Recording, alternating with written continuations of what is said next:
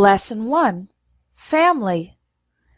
Let's begin our study of collocations by learning some common expressions about the family. Your parents and siblings, brothers and sisters, are your immediate family, and your extended family includes all your relatives, uncles, cousins, great-aunts, etc.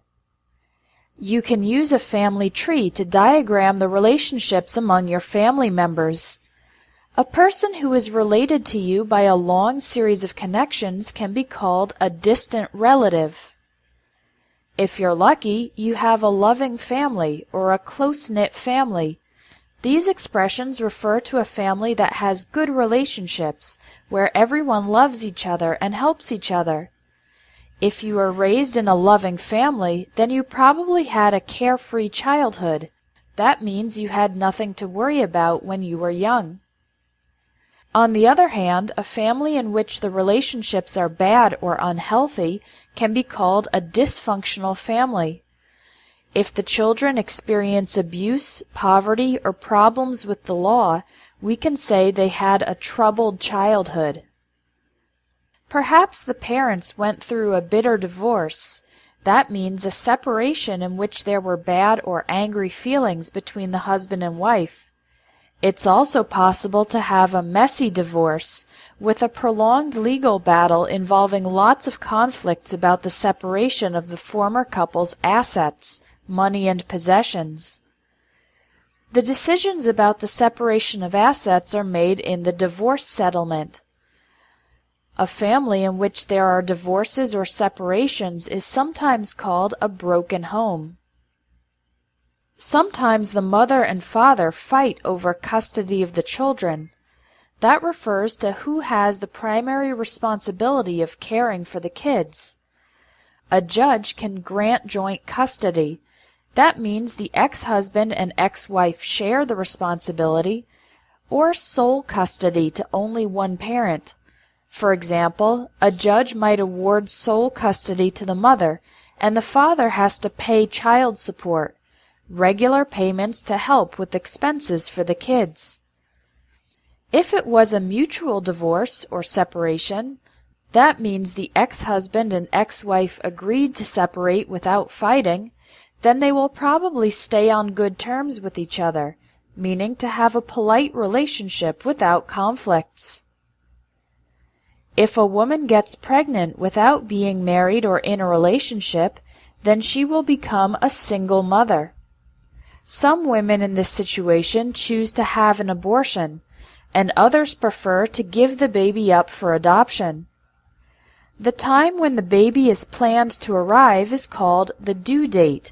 You can also say the baby is due in mid-October, for example. After the woman has the baby, or gives birth to the baby is given to the adoptive parents, who will raise the child, or bring up the child, as if it was their own. Sometimes when the adopted child is older, he or she tries to find their birth mother, biological mother. Now take the quiz for Lesson 1, Collocations about Family. Lesson 2, Relationships. When you move to a new city, it can be hard to make friends. You'll probably have a number of casual acquaintances, people who you know on a basic level, but with whom you don't have a significant relationship. Over time, some of these may become good friends or close friends. These collocations refer to friends with whom you have an especially strong relationship. Do you believe in love at first sight? That's when two people meet each other and immediately fall in love, perhaps because they have strong chemistry. This expression describes strong compatibility or connection between two possible romantic partners. Some people believe that their significant other, their boyfriend, girlfriend, husband, or wife, is their soulmate. This is a poetic expression that means that two people are destined to be together. It's possible for one person to have feelings for another person. This expression is an indirect way to describe romantic feelings. But if the other person doesn't feel the same way, then the feeling is not mutual. The other person might say, "He's just not my type," or "She's just not my type," meaning that they are interested in people of a different type of personality or appearance. There's nothing sadder than unrequited love, love that is not returned. Some people marry their childhood sweetheart, or high school or college sweetheart. This expression refers to a boyfriend or girlfriend from your childhood, teenage, or college years.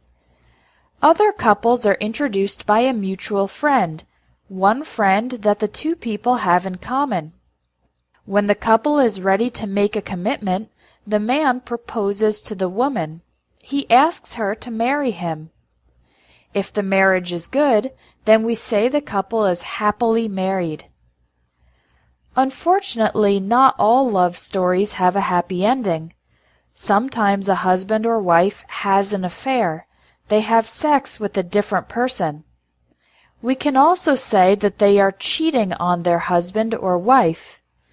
The expression "have an affair" is typically used only for married couples, and the expression "cheating on" can be used for married couples or for boyfriends and girlfriends.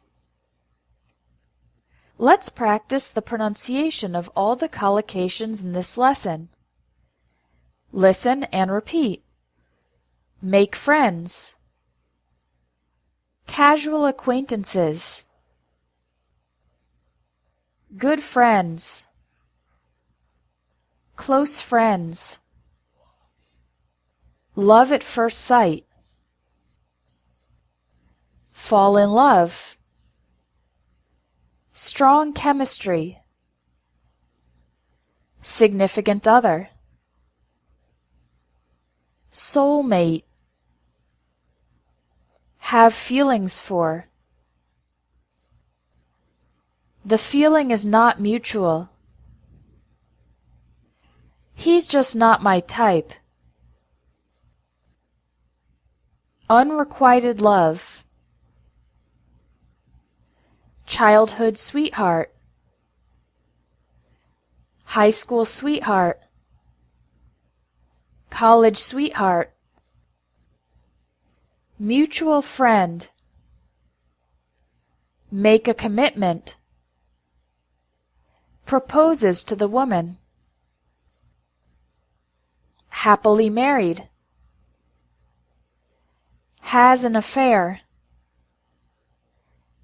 Cheating on their husband or wife.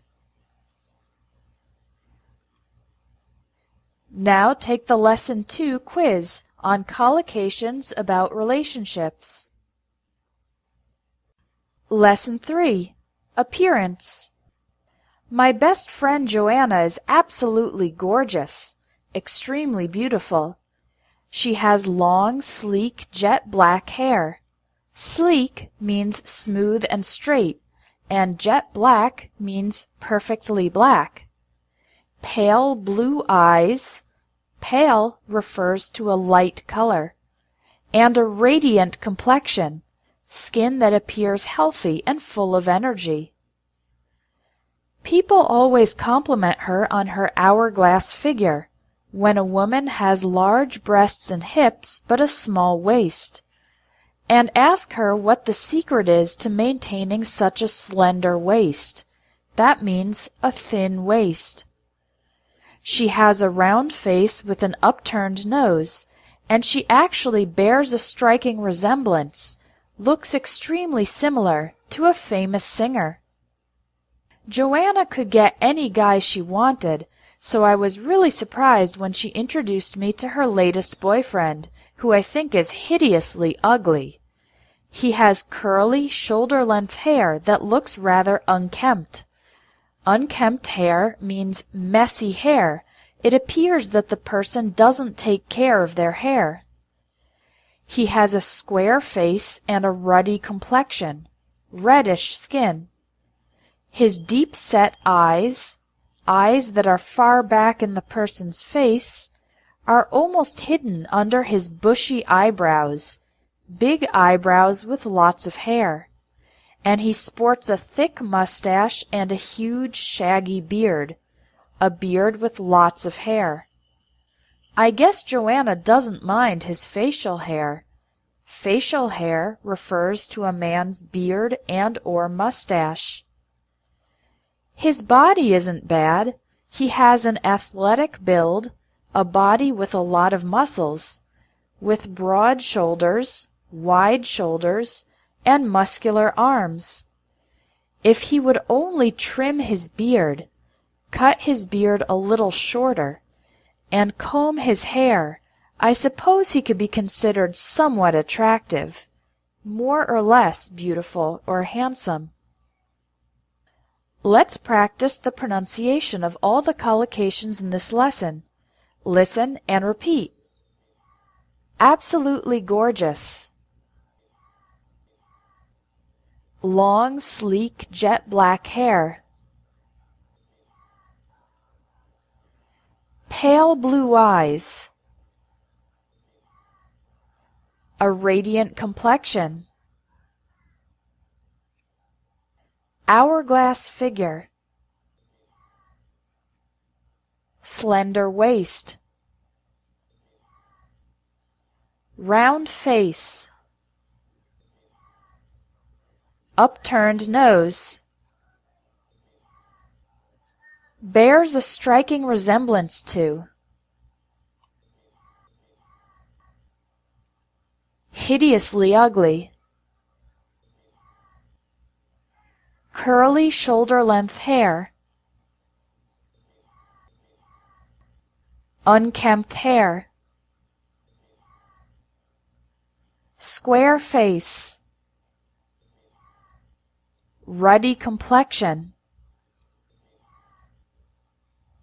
Deep-set eyes. Bushy eyebrows. Thick mustache. Shaggy beard. Facial hair. Athletic build. Broad shoulders. Muscular arms. Trim his beard. Comb his hair. Somewhat attractive. Now take the Lesson 3 quiz. Put each word in the correct sentence. Lesson 4. Character and Behavior. When I was a teenager, I was painfully shy, extremely shy. I loved reading books, and I had a vivid imagination. I had a creative and colorful imagination. My best friend had a more outgoing personality. She liked to be friendly and sociable, and a good sense of humor, ability to make other people laugh. Unfortunately, she was also brutally honest, and sometimes her comments hurt my feelings, made me sad, upset, or angry. Although I was fiercely loyal to her, she showed her true colors, revealed her true personality, when she played a prank, did a trick, that humiliated me in front of the class. I bore a grudge, continued feeling angry against her for years afterwards. Now that I look back on it, I can see that she had low self-esteem, she considered herself inferior, and a bit of a mean streak. A streak is a tiny bit of someone's personality.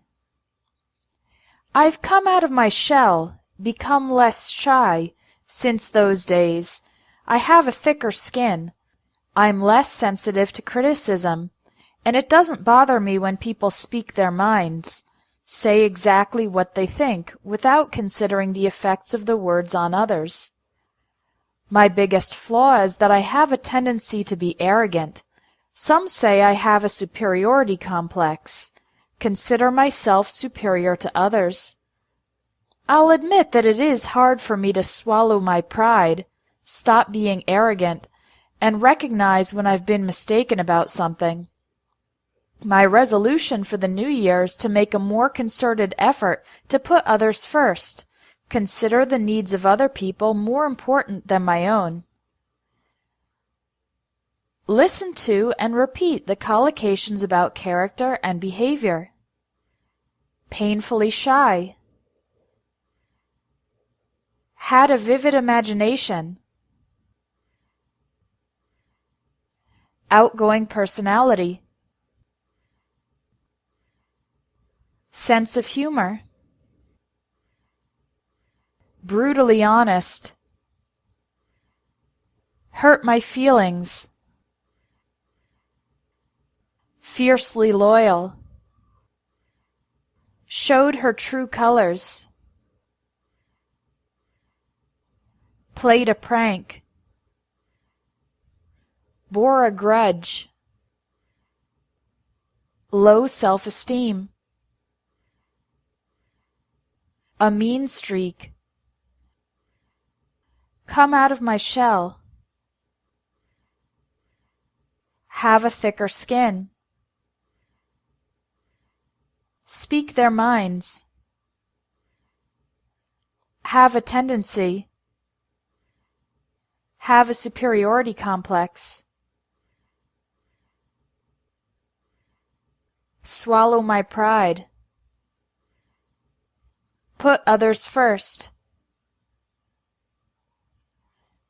Now take the quiz to practice the collocations from this lesson. I experienced a roller coaster of emotions when my son was born. Many different emotions, one after another. During my wife's pregnancy, I was ridiculously excited about the prospect of becoming a dad.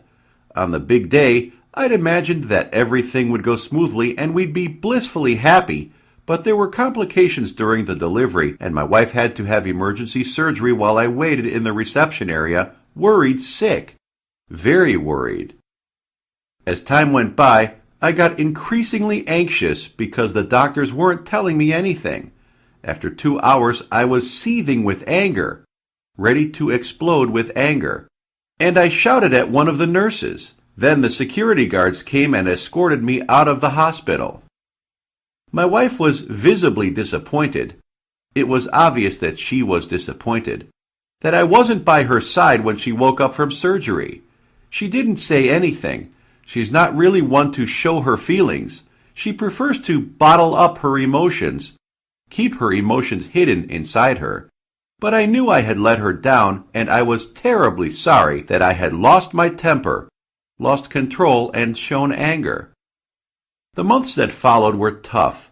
My wife became deeply depressed, and I too was an emotional wreck, a person who is very sad, confused, and upset, as I tried to juggle the demands of work and family life. But now things are starting to turn around. I've been pleasantly surprised at all the help we've gotten from our friends and neighbors. I'm just immensely grateful that my wife and son are healthy, and sometimes I'm overwhelmed with emotion as I reflect on how lucky we are, when emotion is so strong that it's difficult to think or speak. Now listen and repeat to practice your pronunciation of the collocations in this lesson. A roller coaster of emotions. Ridiculously excited. Blissfully happy. Worried sick. Increasingly anxious. Seething with anger. Visibly disappointed. Show her feelings. Bottle up her emotions. Terribly sorry. Lost my temper. Deeply depressed. An emotional wreck. Pleasantly surprised. immensely grateful, overwhelmed with emotion.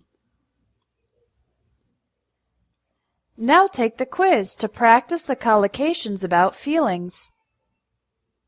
Lesson 6. Houses and Apartments. I recently spent a month on vacation, but instead of staying in a hotel, I looked for a short-term rental, a place to live that can be rented for a short period of time. I ended up sharing a 2-bedroom apartment. That's an apartment with 2 bedrooms, a living room, and a kitchen, with some friends. It was actually cheaper than renting a studio apartment, an apartment with only 1 big room, all by myself. The apartment was on the top floor of a 5-story building. That's a building with 5 floors. And it had a balcony overlooking the ocean. That means you can see the ocean from the balcony. From the roof, we also had a nice view of the city skyline. This is another expression used when you can see something from a certain place. The apartment had recently been remodeled or renovated, meaning it was fixed up and improved, and was fully furnished, so it already had furniture, beds, tables, etc., and appliances, refrigerator, stove, etc. We loved the spacious living room. The room was big, but unfortunately the bedrooms were rather cramped, small, and uncomfortable. It was nice to spend a month there, but by the end of the trip I started to feel homesick. That's when you feel sad because you miss your life at home. I'd really like to have a place of my own so that I'm not throwing away money on rent every month, but there's a real shortage of affordable housing, houses or apartments that are reasonably priced, in my city. Even if I stay away from the upscale neighborhoods, areas where rich people live, I'd still have to take out a mortgage, borrow money from the bank in order to buy a house, and it will take me more than 30 years to pay it off. But still, I'm going to start saving up for a down payment, an initial payment on a big purchase. Someday, when I do move into a new place, I'll be sure to throw a housewarming party, a party to celebrate living in a new house or apartment. Let's practice the pronunciation of the collocations in this lesson. Short-term rental, 2-bedroom apartment, studio apartment, 5-story building, overlooking the ocean, had a nice view of, recently been remodeled, recently been renovated, fully furnished, spacious living room. The bedrooms were rather cramped. Feel homesick. Have a place of my own. Affordable housing. Upscale neighborhoods. Take out a mortgage. Pay off the mortgage. Down payment. Move into a new place. Throw a housewarming party.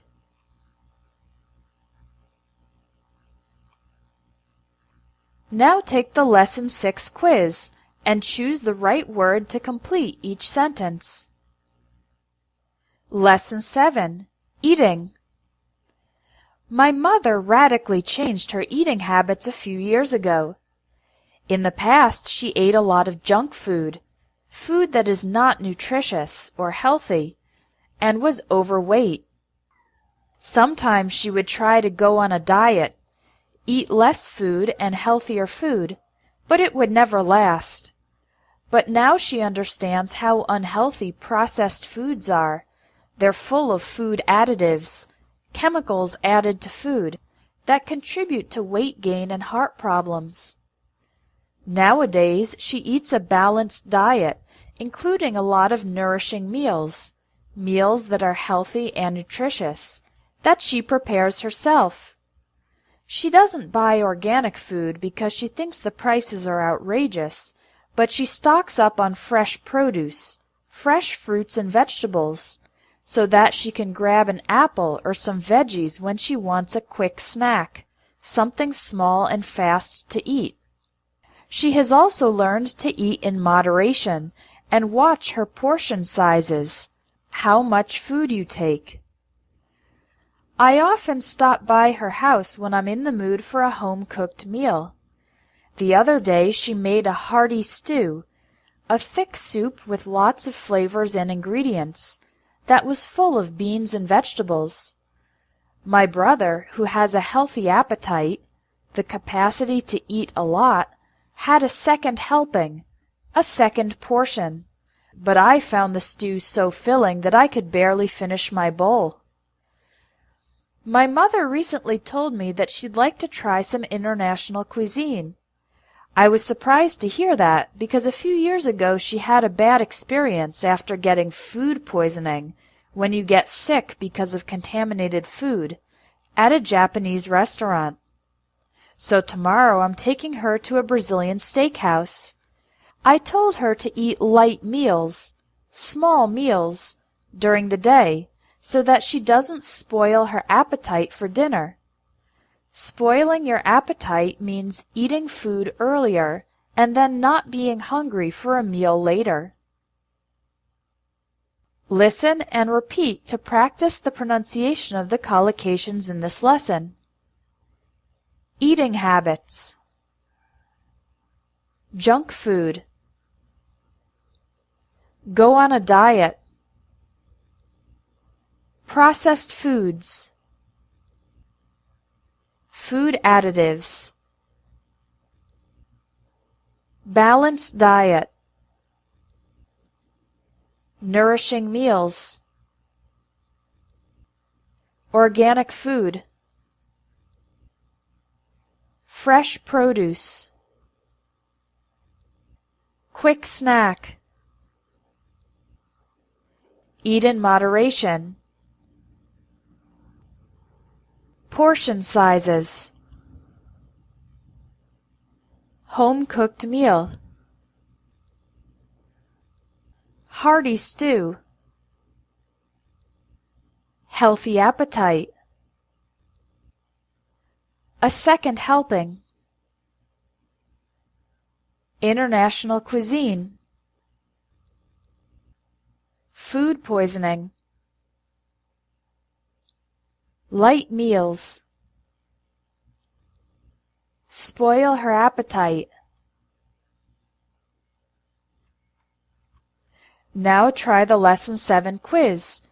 Put the correct word in each blank to complete the sentence. Lesson 8. Movies and Books. My brother is a huge fan of movies. When he sees a movie trailer, a short video offering a preview of the movie, he counts down the days until the movie comes out. He always goes to the movie theater on opening night. That's the first day a movie, show, concert, or performance is open to the public. He also loves to analyze the film critics' reviews, the evaluations of the people whose job is to analyze movies, and tries to guess which movies will be nominated for an award. One of his favorite movie stars, famous actors or actresses, will be starring in an upcoming film about the Vietnam War. It's based on a true story, and they're shooting the film on site in Vietnam. That means they will be recording or filming the movie in the same location as the story occurs. This particular actor had been talking about retiring, but when he was offered the leading role, the opportunity to play the most important part in a movie, In a film that's sure to be a box office hit, a movie that is very successful, he couldn't turn it down. I, on the other hand, prefer books. I'm currently engrossed in a book by Stieg Larsson. The book is taking all my attention. It's the final part of a trilogy, and I can't wait to see how things turn out for the main character, the most important person in the book. I already have a huge collection of books, and I also borrow books from the library. One book I took out last week deals with modern feminism and motherhood. It's a bit of a controversial topic, but it's an interesting and enjoyable read. I'm not sure I'll have time to finish it before I have to return the book to the library. Maybe I'll renew it for another week. That means to get an extension of the length of time I can keep the book. We talk about the beginning and end of a book, story, or film, not the start and finish. The first and last parts of a story can also be called the opening and closing scenes in a movie or the opening and closing chapters in a book. Listen and repeat to practice the pronunciation of the collocations in this lesson. Movie trailer. The movie comes out. Movie theater. Opening night. Film critics' reviews. Nominated for an award. Movie stars. Starring in an upcoming film. Based on a true story. Shooting the film on site. Leading role. Box office hit. Engrossed in a book. Main character. Borrow books from the library. Controversial topic. Interesting and enjoyable read. Return the book to the library. Renew the book. Beginning and end of a book, story, or film.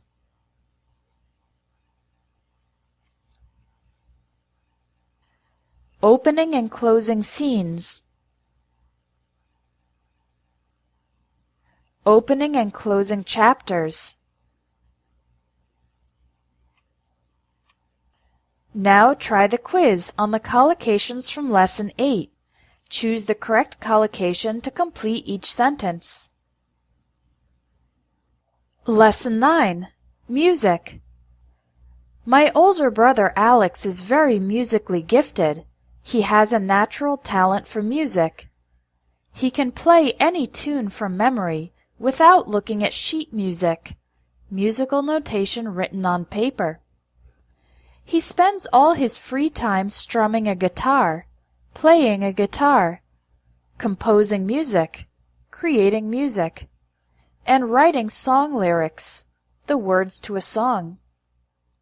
Alex and his friends formed a band that has attracted a sizable following, a lot of fans, in our city. They started out playing gigs, giving small, informal performances in bars and clubs, and they used the money they earned to record their debut album, record their first CD. A remixed track, a song that has been modified electronically from that CD, then became a massive hit, a very popular song, on the local radio station thanks to its catchy tune, memorable melody, and upbeat tempo, fast rhythm. Their second album will be released. It will be made available to the public at the end of the year. They'll record it live at their next show. Alex dreams of going on tour. He's just waiting for his big break. Big opportunity to become famous, to get his foot in the door of the music industry. As for me, I love singing along, singing together, to my brother's music, but a career in music isn't for me. I'm completely tone deaf, unable to correctly identify different musical notes, and I always sing off key, sing the incorrect melody. Additional collocations.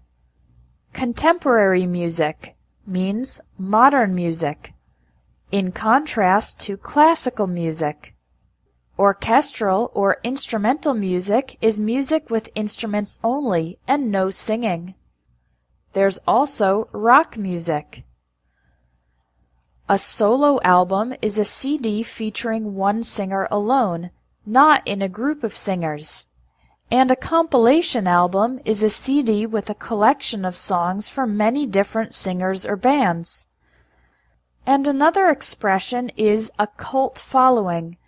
That means a very dedicated or devoted group of fans.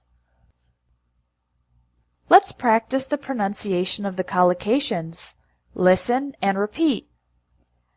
Musically gifted. Sheet music. Strumming a guitar. Composing music. Song lyrics. A sizable following. Playing gigs. Their debut album. A remixed track. A massive hit. Catchy tune. Upbeat tempo. Album will be released. Record it live. Going on tour. Big break. Music industry. Singing along. Completely tone deaf. Sing off key. Contemporary music. Classical music. Orchestral music. Instrumental music. Rock music. Solo album. Compilation album. Cult following. Now take the Lesson 9 quiz to practice these collocations. Put each word into the correct sentence. Lesson 10. Sports. The first important collocation involving sports is when to use the verbs play, do, and go. We typically use play for team sports. You play soccer, play basketball, play tennis, play baseball, and play golf. The verb do is used for more individual sports. You do yoga, do gymnastics, do martial arts, do weightlifting, and do aerobics. Also, in more general terms, you do exercise. The verb go is used with most activities that end in ing. You go swimming, go biking, go surfing, go rock climbing, go bowling, and go fishing. With the team sports, we can use the word game or match. A soccer game, a basketball game, a tennis match, etc. You can win the game, lose the game, or tie the game.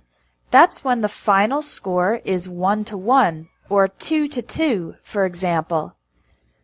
A team can play a home game, when they play in their own stadium or field, or an away game when they play at the opposing team's stadium or field. When there are many teams that are playing many games to see which one is the best, we call this a tournament. When one team is winning in the middle of the game, for example, 3-1, we say that team has the lead. However, the other team can make a comeback, score points from a losing position, and take the lead, 4-3. With the sports that use do and go, we typically use the word competition. A gymnastics competition, a martial arts competition, a surfing competition, an ice skating competition, etc. The exception is sports where you go from one place to another, like running, biking, and swimming. In that case, we often call the event a race. Athletes can enter a competition and try to win first place. Some athletes try to enhance their performance with illegal substances such as steroids. But if they fail a drug test, they'll be disqualified from participating.